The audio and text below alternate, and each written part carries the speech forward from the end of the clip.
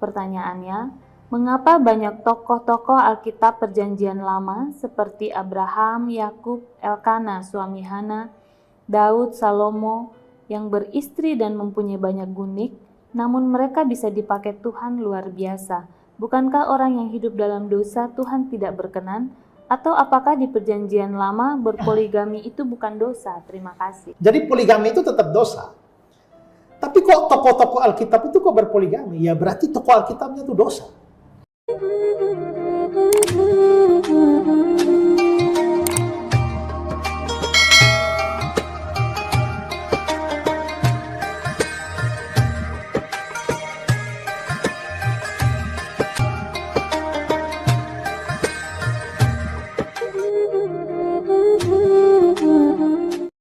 Assalamualaikum warahmatullahi wabarakatuh. Masih kembali di channel terbaru saya. Terima kasih pada teman-teman masih setia menonton, mendukung, menyaksikan konten dari channel ini. Mudah-mudahan kabar sahabat muslim di sini selalu dalam lindungan Allah Subhanahu wa taala. Amin ya rabbil alamin.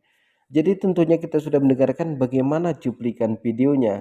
Ternyata di sini tokoh-tokoh Alkitab itu berpoligami. Tapi mereka ini kan sering singgung umat Islam untuk berpoligami.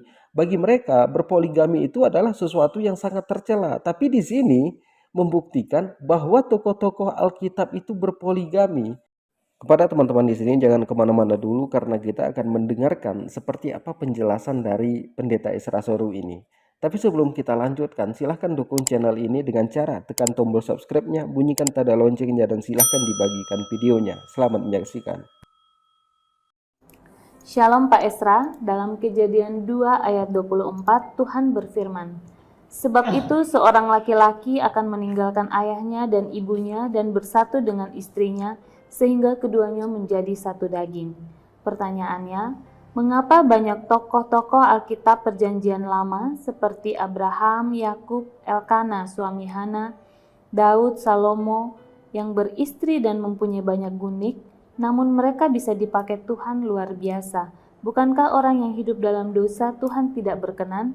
Atau apakah di Perjanjian Lama berpoligami itu bukan dosa? Terima kasih. Poligami itu tetap dosa, baik di dalam Perjanjian Lama, Perjanjian Baru maupun sekarang. Saudara kutip ayat Kejadian 2 ayat 24, itu dasarnya. Seorang laki-laki akan meninggalkan ayahnya dan ibunya dan bersatu dengan istrinya sehingga keduanya menjadi satu daging, bukan ketiganya. Orang kalau berpoligami berarti ketiganya atau keempatnya. Ya kan, kalau Salomo itu ke-1000-nya. Ya.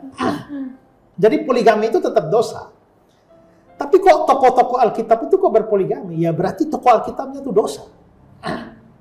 Tapi kalau memang mereka berdosa, kenapa Tuhan masih mau pakai mereka?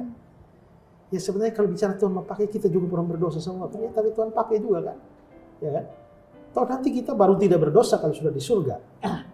Tapi khusus tentang poligami ini, sekalipun itu dosa, kelihatannya penanganan Tuhan terhadap mereka atau reaksi Tuhan terhadap dosa poligami ini agak lembut. Agak lembut ya. Ketimbang di Perjanjian Baru. Mengapa? Ini bukan karena Tuhan kompromi dengan dosa, tapi karena memang poligami itu menjadi budaya pada waktu itu.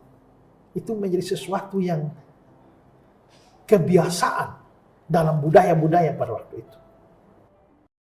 Kita tahan sejenak penjelasan dari Pendeta Isra Soru ini. Jadi Pendeta Isra Soru ini mengatakan tokoh-tokoh Alkitab yang berpoligami itu tetap berdosa.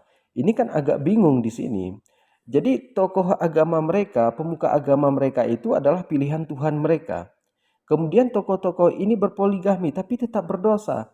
Jadi kan aneh rasanya, ada tokoh yang menentang ajaran Tuhannya. Seharusnya mereka ini menyebarkan apa yang disampaikan oleh Tuhannya, tapi ini malah menentang ajaran Tuhannya. Kemudian Pendeta Isra Soru mengatakan itu budaya di masa itu. Berarti antara budaya dengan agama mereka ini bisa dipisahkan. Kalau Tuhannya marah, loh kenapa kamu melakukan itu? Ini kan budaya, tidak ada sangkut pautnya dengan dosa atau dengan ketuhanan. Maka itu boleh dilakukan kalau kita mendengarkan penjelasan dari Pendeta Isra Soru. Kita lanjutkan. Itulah Salomo, mengapa Salomo punya banyak istri dan gundik, total 1000. Itu bukan karena dia maniak seks. Ya. Dan punya istri sebanyak itu juga belum tentu tidur atau hubungan seks dengan banyak seperti itu. Nah kalau satu hari satu aja 1000 itu dia baru kembali ke istri pertama itu 3 tahun itu, 3 tahun lebih. Saya pikir-pikir, kan 1000 ini lama-lama, bukan lama-lama ya, bisa-bisa lupa separuh namanya ya. Tidak hafal, siapa bisa hafal nama istri sampai 1000 itu ya. Istri ke 973 siapa? Itu susah. Tapi tidak, itu hanya dikumpulkan saja. Dikumpulkan saja sebagai simbol kebesaran. Ya, simbol kebesaran. Jadi punya banyak istri, itulah sebabnya kalau satu raja menaklukkan Raja A, menaklukkan Raja B, maka istri-istrinya diambil sebagai bagian dari kebesaran. Itu budaya. Nah, karena budaya sehebat itu, maka Tuhan tidak langsung dalam tanda petik kasar dan keras menghukum atau menghadapi mereka. Tapi Tuhan menghajar mereka. Itu melalui cara lain yang lebih lembut. Caranya adalah menunjukkan bahwa semua yang berpoligami pasti kacau keluarga. Jadi kita sudah mendengarkan bagaimana penjelasan dari pendeta Esra Suru ini. Jadi pendeta Esra Suru ini mengatakan Salomo atau Nabi Sulaiman di dalam Islam itu memiliki istri 1000. Tidak mungkin semuanya ditidurin. Bahkan mungkin dari 500 orang dia nggak hafal namanya. Jadi kalau Salomo aja tidak mungkin meniduri istrinya. Lalu kenapa mereka ini mengejek dan menghina Nabi Muhammad SAW yang berpoligami? Padahal yang dinikahin oleh Nabi Muhammad SAW kebanyakan para janda tua. Lalu apa bedanya dengan Salomo? Kenapa mereka itu menghina Rasulullah SAW, sedangkan Salomo di dalam kekristenan seperti itu, sedangkan Daud di dalam kekristenan seperti itu, tokoh-tokoh Alkitab di dalam kekristenan seperti itu. Kenapa mereka itu malah mengejek Nabi Muhammad SAW? Padahal yang dinikahi oleh Nabi Muhammad itu para janda tua. Jadi mereka ini hanya bisanya sebagian dari mereka ya, tidak semua. Kalau pendeta Esra Soru mungkin ada menyinggung Islam tapi tidak seperti yang lain agak-agak keras. Nah, jadi yang lainnya saya perhatikan agak keras menyinggung agama Islam tentang berpoligami. Ternyata di dalam Alkitab itu para tokohnya berpoligami. Jadi untuk apa mereka itu mencaci maki agama Islam? Jadi seharusnya mereka ini kan pahami dulu tentang agamanya. Pahami dulu tentang isinya, bagaimana dengan tokoh-tokoh Alkitabnya, pemuka Alkitab ini. Jadi mereka itu kan sekarang mencaci maki agama Islam, mengejek agama Islam, tapi mereka itu tidak tahu seperti apa isi Alkitabnya. Jadi seperti yang sekarang terjadi di Amerika, di sekolah-sekolah itu kan sudah dilarang agar tidak diajarkan lagi Alkitab ini. Kenapa? Karena kata-katanya sangat banyak sekali mengandung kata-kata dewasa sehingga di sekolah tidak boleh lagi diajarkan Alkitab ini.